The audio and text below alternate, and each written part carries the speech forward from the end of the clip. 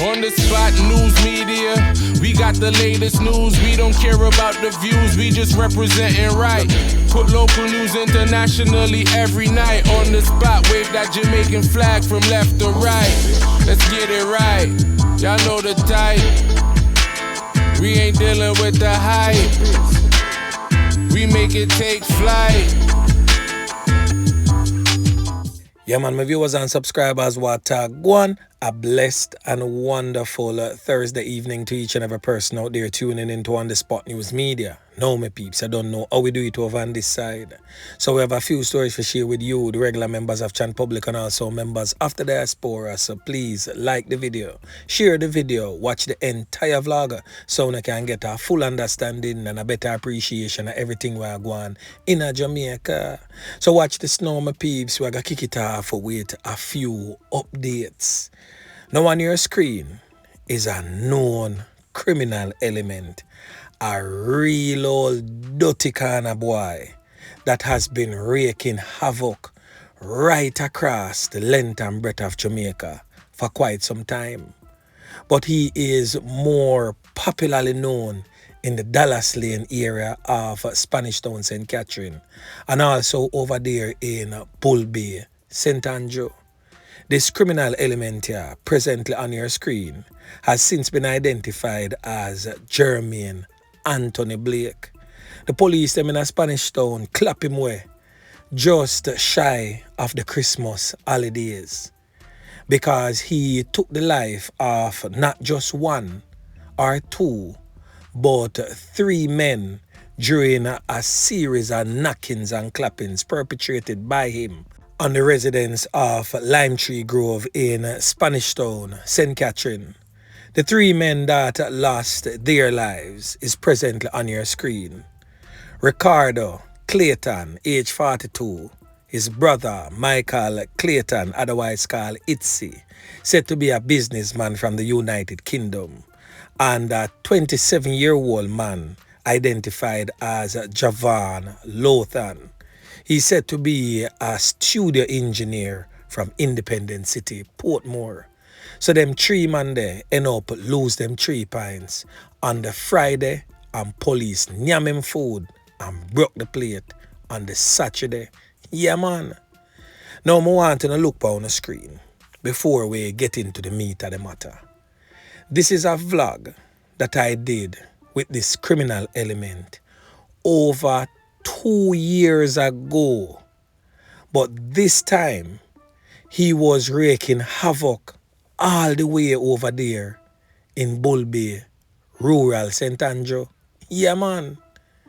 In the heights of the bigger crime and dog paw war and all of these type of war, this criminal element here, a known foot soldier of incarcerated criminal Dan Tesha Miller. Yeah, man. So he was sent to be a part of what was taking place in Bull Bay by Tesha Miller as a favor to a criminal element linked to a gang in that area. So this Nakis and Clappis here is also a gun for hire. Yeah, man. Now, after the police them nyam him food and broke the plate, his family members and friends decided say them are going to stage a protest out of Dallas Lane. A protest saying that the police them nyam him food unjustly, stating that he was an innocent man lying in bed with his 6-year-old child and police just come kick off him door and nyam him food so for nothing at all. TVJ did an exclusive interview with the family members who were out protesting with placards.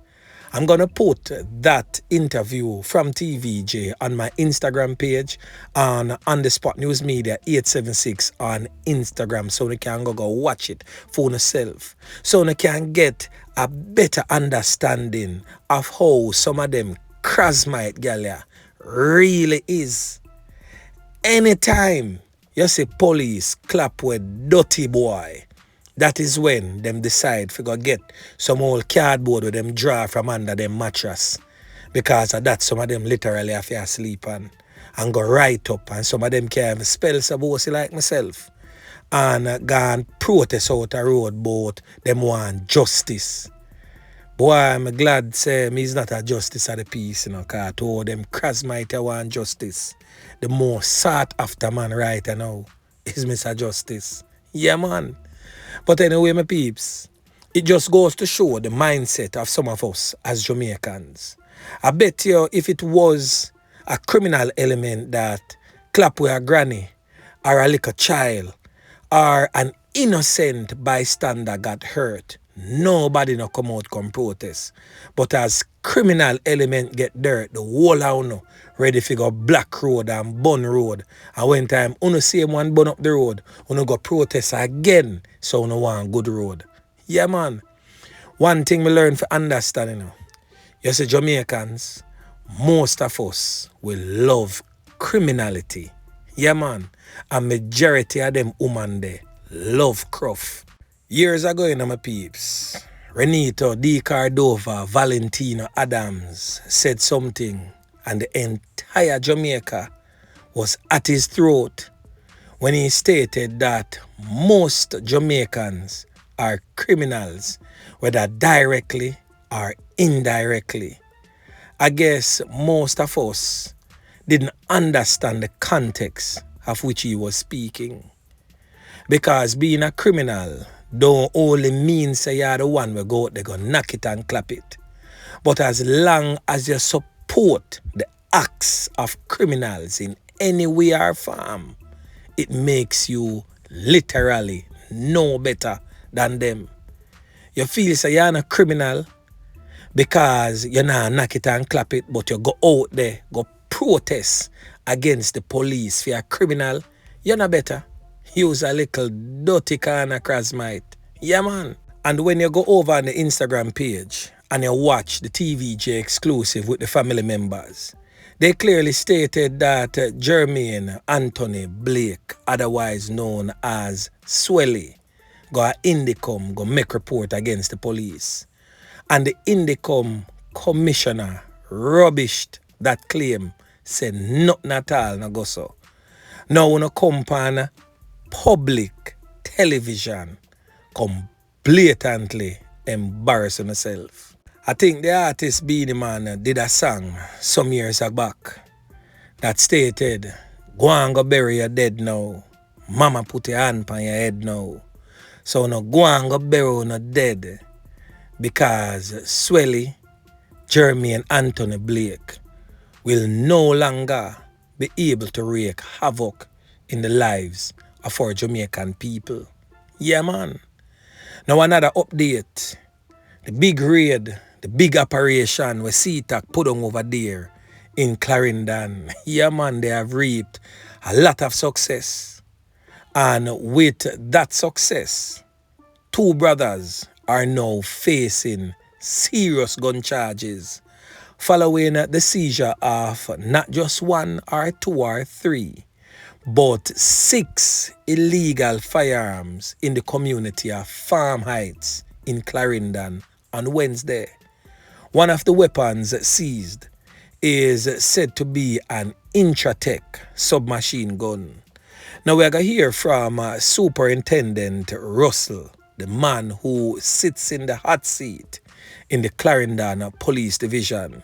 Superintendent Russell says that the brothers were found with the weapons at 2 separate locations in the community. So we're going to hear from Senior Superintendent of Police in charge of the Clarendon Police Division, that's Carlos Russell, as he weighs in on this magnificent find. Yeah, man. As part of our continued action against gangs and guns, and so this is a part of that operation. Some of the gangsters that are operating in our space, and as you know, in recent times we have been having some incidents that have been spreading to other parishes in Area 3, and we have also seen where there was also some threats that have gone out, threats against police officers and other civilians. And as such, we would have targeted some of those criminals that are we believe are involved. Has a history of violence. However, for 2023, we would have seen that the work that we would have put in targeting the gangsters would have paid off. We did not have any murders in the community of Farm for last year. And but we know that the guns are still here, and we want to find the guns, and we will continue to do those targeted operations to get the guns that are here. Now over there in the parish of St. Mary, one of the 7 detainees who escaped the Orokobesa police lockup in St. Mary last month is back in custody. On your screen is the criminal element who was captured by the police in the wilderness area of St. Mary on Thursday. He has since been identified as Linton Bailey. He was charged with a knockings and clappings with intent after he allegedly knock it and clap it on the police along the Prospect Main Road in St. Mary on November 29th of 2023. Among those still on the run is 28-year-old GvNz. He's of a Stony Hill address in St. Andrew and also Enfield in St. Mary. He was awaiting trial for a 2020 knockings and clappings of a well-known St. Andrew businessman called Raja Chang. 2 other escapees, 25-year-old Jamala Vernon of a Bascobel in St. Mary address and Delando Atkinson of a Bascobel and Pimento Walk address in St. Anne were captured after allegedly committing a series of armed robberies across St. Anne and St. Mary.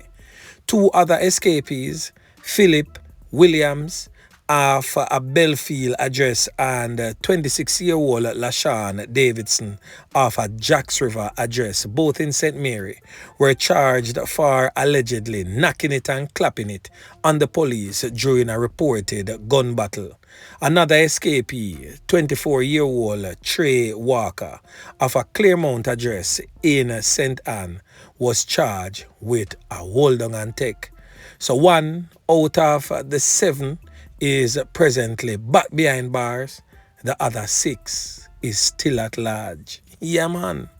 And still in the parish of St. Mary, a family member dismisses that this teenager, this 19-year-old, presently on your screen, Tamika Atherton, took her own life. So Tamika Atherton was Jamaica's first alleged case of suicide for 2024, which took place on Thursday. It is said that the 19-year-old bartender, more affectionately called Nikki, reportedly took her own life from hanging herself on a tree near her house in Islington, St. Mary. But a family member has rubbished that report and stated that no way, no how his niece would have done that to her own. Well, On the Spot News Media is just going to give an opinion. If a family member is stating that, hey, something right there so, just probably something right there so. Even though the police have stated in a report that it is her second attempt on her life, as she attempted to take her life before, but this second attempt was successful.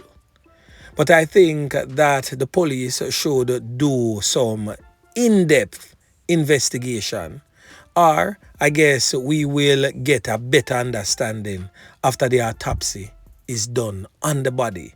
Then the doctor would determine if it was self-inflicted or if somebody actually do it and assisted her in taking her own life. But usually when it comes on to these type of cases, as always, the police them just need to look within the ranks of the family.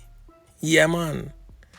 Now over there in the parish of Trelawney, the Trelawney police have arrested and charged this woman presently on your screen with taking the life of her own husband. She has since been identified as Sylvia Montague Brown, the woman who is suspected in taking her husband's life. Now we are going to hear from the commander of the Trelawney Police Division, that's Deputy Superintendent Winston Milton, as he weighs in on this latest spate of violence affecting his police division. Yeah, man. Domestic dispute. Boy, may I tell you. The thing rough, but anyway, listen. She was questioned and then charged with the offense of murder. She's in custody. I am not at liberty now to disclose that.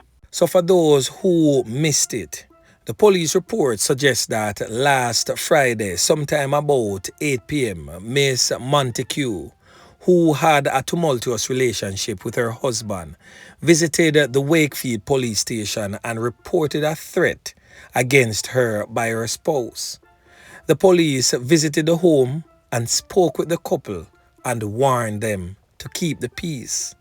It is said that Miss Montague Brown reportedly spent the night at the home of a relative, but it's alleged that sometime around 5:30 Saturday morning, Miss Montague Brown and her brother stormed into Mr. Brown's home and confronted him about his behavior.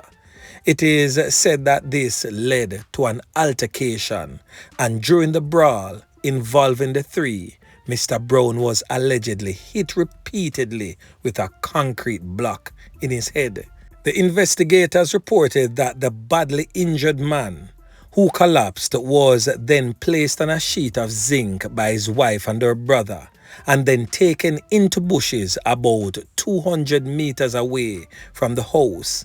Citizens who overheard the altercation summoned the police, and upon their arrival, the body was found. Miss Montague Brown, age 60, and her brother was later arrested by the police for the suspected killing. Boy, may I tell you, the thing rough. I just wished she had stayed with her relatives and not gone over there. Now at her age, she and her brother should be looking to come from jail. Instead, they are very much on their way to prison. People, we need to think before we act. Don't allow the ego to get the better of us. Yeah, man. Now the last thing that we are going to talk about. Detectives assigned to the Lottery Scam Task Force arrested and charged a 21-year-old St. James resident following a targeted operation at his home on Thursday. So charged is Damarian Spence, said to be of a Bogill address in Montego Bay, St. James.